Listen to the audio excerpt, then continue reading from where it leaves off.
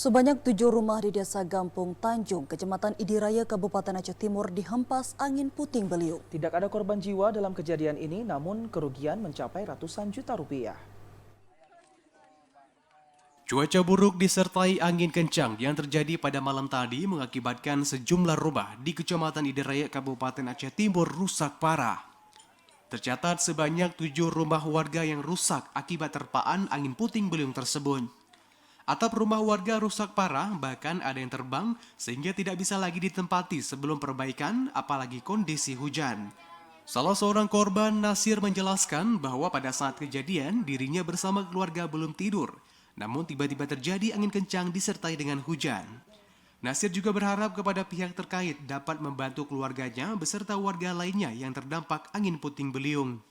Saya kira sekitar jam setengah 3 lah gitu.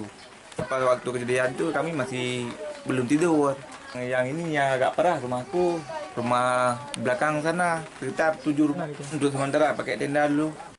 Sementara itu, salah seorang anggota DPRK Aceh Timur, M. Yahya, langsung turun ke lokasi dan memberikan bantuan untuk para korban puting beliung tersebut.